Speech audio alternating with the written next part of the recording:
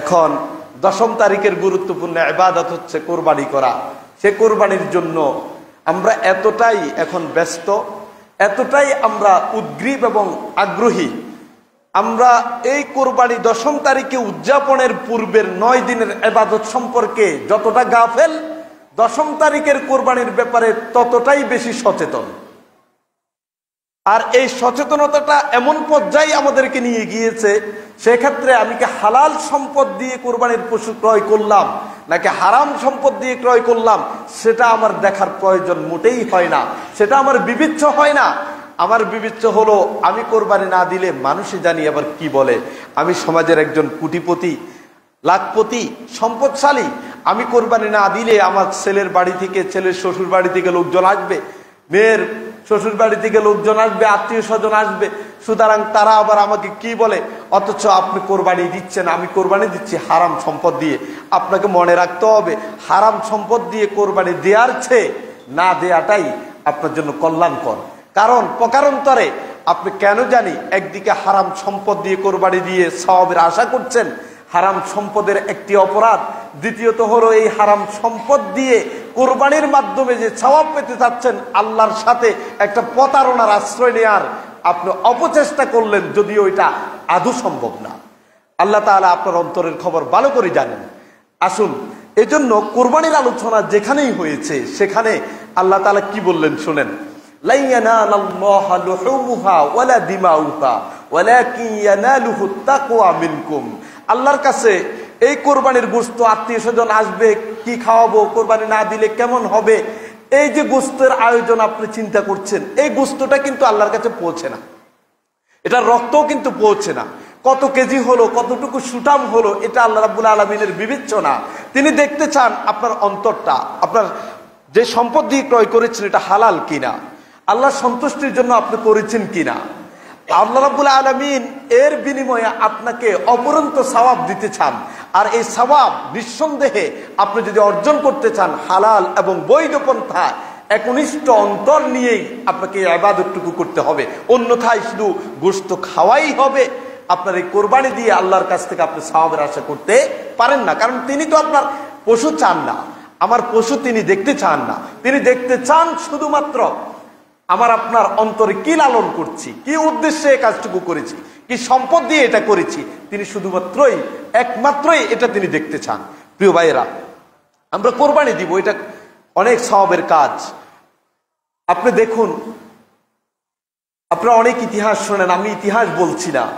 ইব্রাহিম আলাইহিস সালাম যে তার প্রিয় ছেলেকে কোরবানি দিলেন, সেখানে আল্লাহর আদেশটা তিনি বাস্তবায়ন করতে গিয়ে তার প্রিয় ছেলেকে জমিনে উপর করে শুইয়ে দিলেন, উপর করেই তাকে শুইয়ে দিলেন। তখন আল্লাহ তাআলা ডাক দিয়ে বললেন, কাদ সাদ্দাকতার রুইয়া, তুমি যে স্বপ্ন দেখেছ, তুমি তো চাইলে এটাকে ব্যাখ্যা করতে পারতা। আরে স্বপ্ন তো স্বপ্নই, স্বপ্ন তো কতজন দেখে, লন্ডন চলে গেছি, সৌদি চলে গেছি, আল্লাহর ওলি হয়ে গেছি, এ হয়ে গেছি। আমরা স্বপ্নে দেখি আমাদের বাংলাদেশের অনেক পীর আউলিয়ারা সেই চট্টগ্রাম থেকে আফ্রিকা জঙ্গলে তারা সেমিনার করে, আবার রাত শেষ হওয়ার আগে চলে আসে, এরকম অনেক কথা আমরা শুনি। তার স্বপ্ন তো স্বপ্ন, এরকম ব্যাখ্যা নবীরাও তো করতে পারতেন, আপনি ভাবছেন।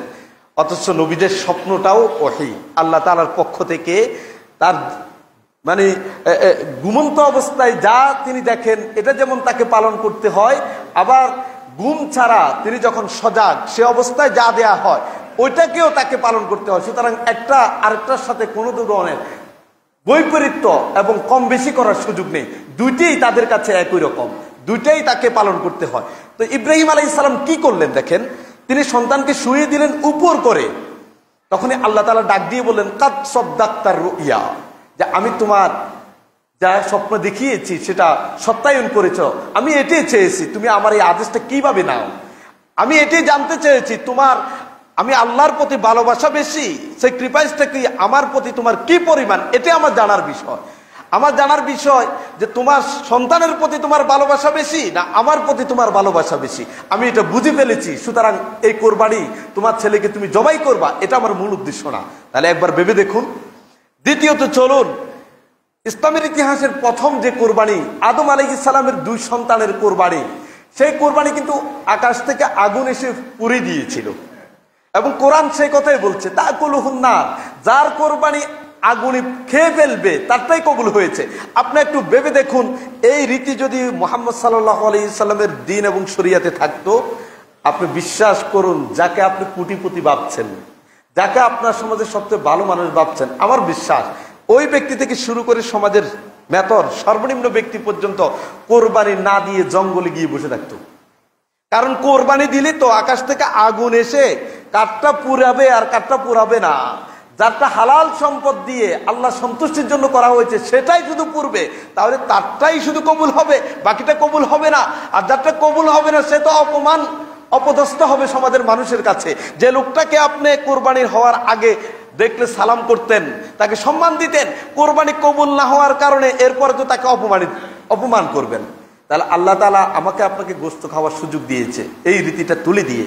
তার মানে হলো আপনি যেন তেন ভাবে এটা করতে পারবেন না, যেন তেন ভাবে এটা করতে পারবেন না। কারণ প্রকাশ্যভাবে তিনি এখন আগুন দিয়ে জ্বালিয়ে না দিলেও এই রীতিটা আছে এখনো, যেটা আদম আলাইহিস সালামের জামানায় ছিল, ইব্রাহিম আলাইহিস সালামের জামানায় ছিল, সেটা এখনো আছে। যে আপনি অন্তরে কি লালন করেন সেটাই আল্লাহ দেখতে চান, সেই আলোকেই আপনাকে মর্যাদা দেওয়া হবে, পুরস্কার দেওয়া হবে। প্রিয় ভাইয়েরা, আরেকটা মজার ব্যাপার হলো, এই 10 তারিখ যে কোরবানি আমরা করব, সেই কোরবানি করার জন্য আমরা যে পশু ক্রয় করছি, এক্ষেত্রে প্রতিযোগিতায় আমরা লিপ্ত হই। অনেকে সুদের উপর টাকা নিয়ে আমরা কোরবানি করি। আমার দেখা একজন লোকের কথা আমি জানি, তিনি তার বেয়াইয়ের বাড়ি থেকে লোকজন আসবে, বেআইন তারা আসবে, এখন কোরবানি না দিলে নতুন আত্মীয় হয়েছে, এটা কেমন দেখা, তিনি কোরবানি করছেন, তার কোনো টাকা পয়সা নেই, সুদের উপর টাকা নিয়ে কিন্তু তিনি এই কোরবানি করেছেন। তাহলে এটা তো কোরবানি না, জাস্ট ওই তার আত্মীয় স্বজনদেরকে দেখানোর জন্য যতটুকু ততটুকুই হবে। এই যে প্রতিযোগিতায় আমরা লিপ্ত হয়েছি, অসুস্থ প্রতিযোগিতা, আপনার মনে রাখা উচিত।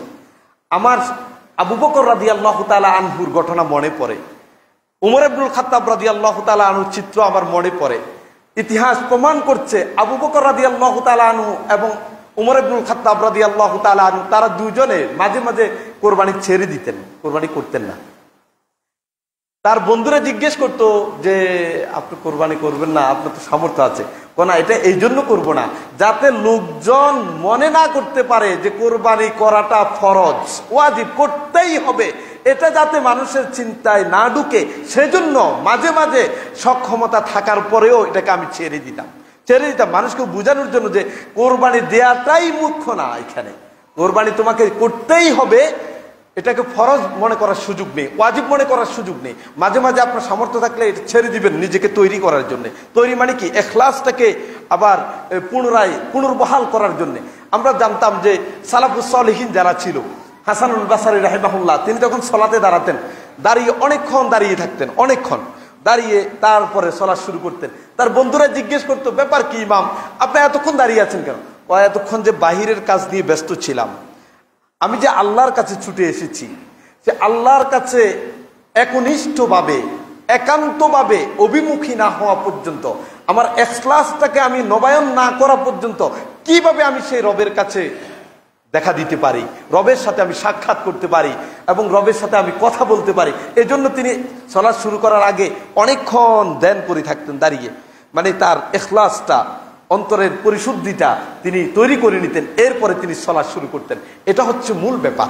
আপনি কোরবানি করুন, আমাদের আপত্তি নেই, কিন্তু এটা হালাল সম্পদ দিয়ে করবেন।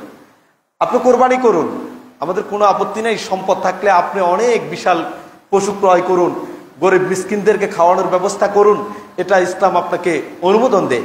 তবে এটা কখনো করবেন না রাস্তার কোনায় বসে বসে, এই কত দিয়ে কিনছো, যেই লোকটা যায় তাকে জিজ্ঞেস করে এইটা কত, তখন সে যে দাম বলে, এখন আপনি যেটা কিনছেন দুইটা কম্পেয়ার করে, আমারটা মনে বেশি হয়ে গেল। আবার যদি তার তুলনায় আপনারটা যদি দাম কম হয়, তাহলে আমরা জিতছি। এখানে জিতার পরাজিত, মানে বিজয় হওয়া আর পরাজয় হওয়ার ব্যাপারটা কেন আসবে? তাহলে এই যে কথাগুলি আপনি হয়তো কিছু মনে করছেন না, এটাকে স্বাভাবিকভাবে নিচ্ছেন, এটা কিন্তু আপনার সেই ইখলাসের মধ্যে আপনাকে প্রশ্নবিদ্ধ করে দেওয়ার মতো কাজ। আপনি যতটুকু আপনার তাওফিকি ছিল দেখে শুনে কিনবেন, নিজে না পারলে যে দক্ষ পশু ক্রয় বিক্রয়, গত খুতবা আপনাদেরকে বলেছিলাম সাহাবীদের মধ্যেও কেউ কেউ এরকম পশু ক্রয় বিক্রয় দক্ষ ছিল, এরকম আমাদের মধ্যেও আছে, তাদেরকে দিয়ে কিনান। কিন্তু কেনার পরে আফসোস করা, আমি মনে ঠকে গেলাম, আমি মনে হয় ক্ষতিগ্রস্ত হয়ে গেলাম, এটা মনে হয় কোরবানির একদিন আগে কিনলে দামটা কম হতো, ওই দিন কিনলে ভালো হতো। এটা করবেন না প্লিজ, এটা করবেন না। এটা করলে আপনার যে উদ্দেশ্য সেখানে কিছু হলেও প্রভাব বিস্তার করে, কিছু হলেও প্রভাব বিস্তার করে।